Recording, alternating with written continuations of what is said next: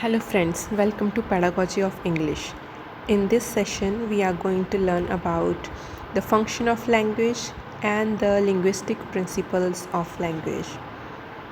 So before going to the functions, first we have the meaning of language. Few definitions we have. The basic definition. First is the language is a mean by which person communicate his thoughts, ideas, feelings, expression and emotions. Verbally, we can interpret others' feeling, emotion and ideas. So the language, it gives words to the emotions. So the main purpose, we can say, the language, it is used to communicate with others, to exchange the information. Second definition is language is a system with a vocal sound. It is based on man's ability and a skill to speak. This is another definition. And the third definition is language is a mean by which a person knows of someone's literacy and cultural attributes. For example, if we want to know about culture, first we need to learn the language of that culture. So we can say the language and culture, they are dependent upon each other. They are interrelated with each other. And the language, it is unique. Every culture have a unique language. These are the few basic definitions of language. I hope the meaning of language is very much clear to you now. First is they use to transfer the information, to exchange the information, and it depends upon the ability to express, and it is a mean by which person knows about the cultural attributes of someone's cultural attributes. So another saying is language is a system of system. But how? A good and precise language, it tells us about the dignity of a nation and the richness of the nation. To what extent a nation is developed. The language tells us about the dignity of a nation. So how civilized the citizens of that nation are. Everything can be understood about the language. Language make human civilized and cultured. Language, it include grammar, it include vocabulary, it include phonetics that have also their own system. Grammar has their own system, vocabulary has their own system. So language, it include all these things. So we can say that a language is a system of systems. That's why it is called so. Next we have the skill of language. Speaking, reading, writing and listening. So these are the 4 skills of language, and these can be acquired. These can be learned because language is a social and cultural rather than biological or inherent function. So language, it can be learned. It can be acquired. Right? From for example, English, it is not our native language, but we have acquired it. So language, it can be learned. Next we have the functions of language. So the primary function of the language is it works in 3 ways: oral, written, symbolic, which means verbal as well as non-verbal. So this is the primary function of language. The language primary function, it was in expressive form. It means language is a medium to express the ideas, feelings, emotions. The communication and interaction is in the better form if it has a proper and appropriate emotions.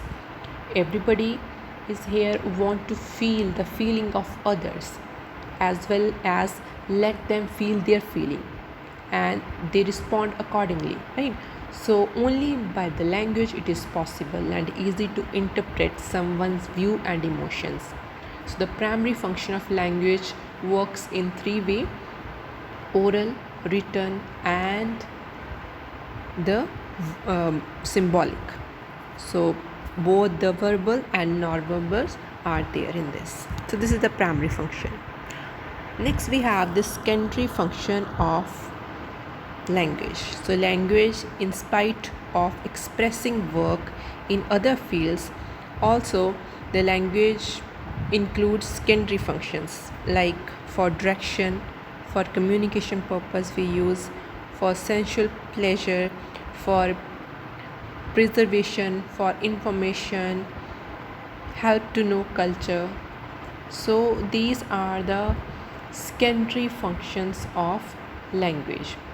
For example, it can, for direction, the language give extension to the thoughts, and abstraction language help the person to communicate his views to other and understand their. So communication can be done in oral as well as in a written form. So for communication purpose also we can use language.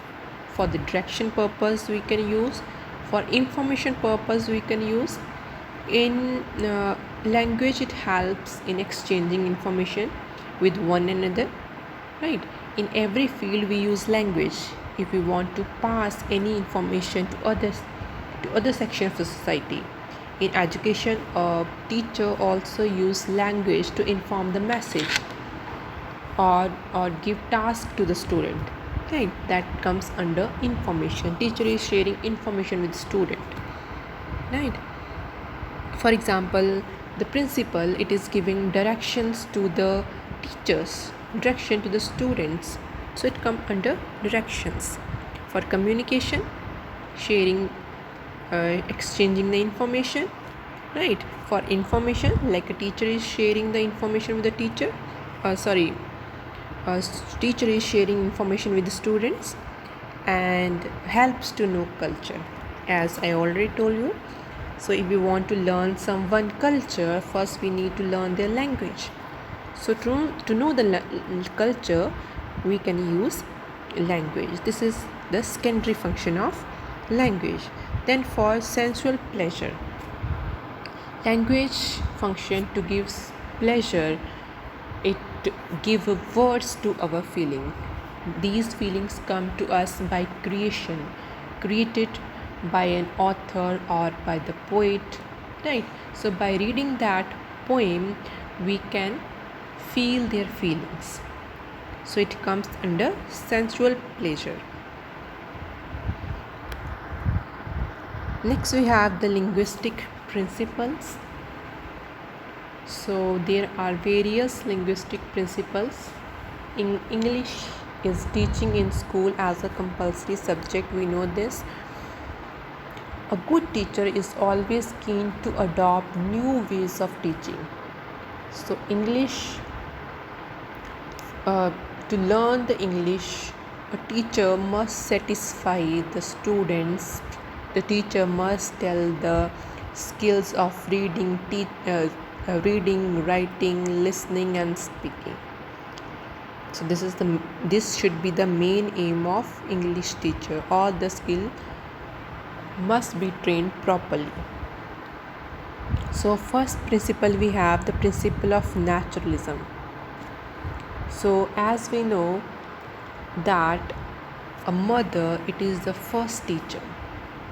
A mother, it is the first teacher. So as when a child is born, the child, it learn everything from his mother. A mother is equal to 100 teachers, we can say. So teaching must be in a natural way. In a schools also the teaching must be in a natural way. Teaching should be based on one or two basic skills first. For example, first listening and speaking, and then comes to another two skills, that is reading and writing. That will automatically learned by the student if they know the basic skill, that is listening and speaking. So that is a principle of naturalness. Next is the principle of learn by doing.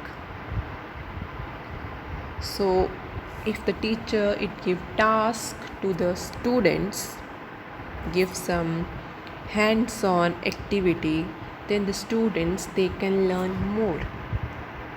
The students can learn more. That is a principle of learn by doing. Next we have the principle of vocabulary. So in the principle of vocabulary,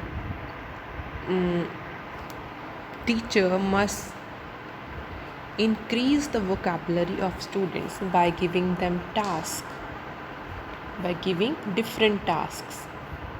For example, the main so there are two types of vocabulary. One is passive vocabulary and another one is the active vocabulary.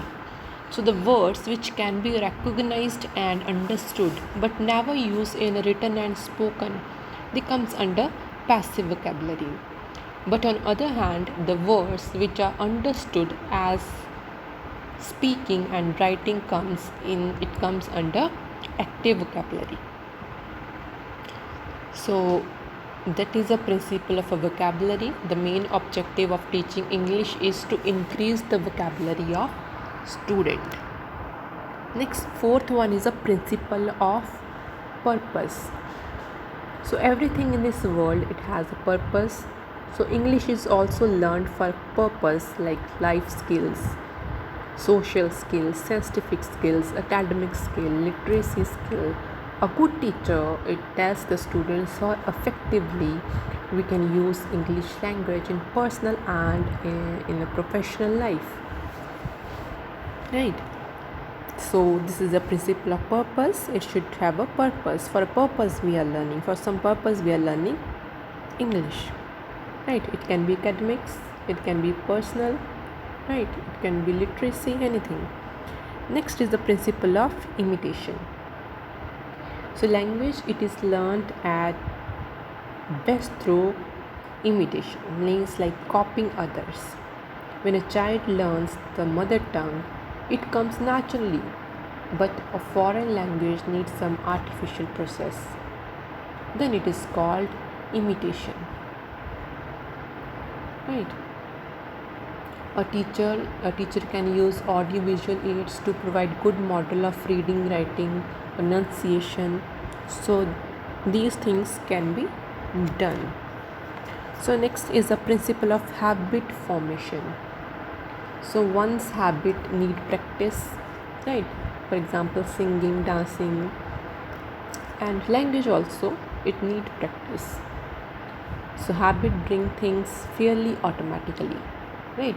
Habit lies in one's personals deeply and reflect through speech, behavior, and thinking, right? So next we have the principle of motivation and interest. So everything is learned when we have a proper motivation to take interest in that. Similarly, a teacher must motivate the student to take interest in learning. So this is the seventh principle of language. Eighth one is principle of practice. So as we know, practice makes the man perfect. If we continuously practice the language, obviously we will become skilled in that, right? Next we have the ninth principle of context situation. 10th we have the principle of mutuality, principle of accuracy, principle of pupils activity, principle of balanced approach, principle of mother tongue, principle of oral approach, principle of adopting multi-line approach, and principle of proper order. So these are the 17 linguistic principles. So here I want to share that in the principle of balanced approach, I want to explain this, that there must be a balance between all the language aspects. If a teacher is giving information about purpose, She must take the grammar aspect side by side. If she is teaching poetry, she must inform the student about the smileys, about the grammatical aspect also. If she is discussing something on a written composition, she must give importance to oral composition also. So there should be a coordination in teaching a foreign language. So there must be a proper balance between language aspect while teaching English. And if we talk about the principle of mother tongue, a child learn his mother tongue without any problem, without any difficulty. Right? A child listen his family members and learn the words and they communicate easily as he rise with that language and sleep with that language, we can say. So a teacher should use mother tongue to teach the foreign language, right? And I think rest of the things are clear, and if you want that I also explain this in detail, then yes, tell me in the comment box. I will explain all the things in detail. I hope this video is helpful for you. But before ending this video, I want to recall this. So language, we can say language teacher must keep all the principles in her mind while teaching English language to the students. The maxima are the best tool that show the best result in teaching learning of a language. So we can say that a language is a mean of communication thought. A society is not existed without the language. Language, it expresses our feelings, thoughts, reactions. It brings the world together as a whole. So that's all for today. And if you want that I should explain more, then please comment in the comment box. Put the message in the comment box. I will explain in detail. Thank you so much.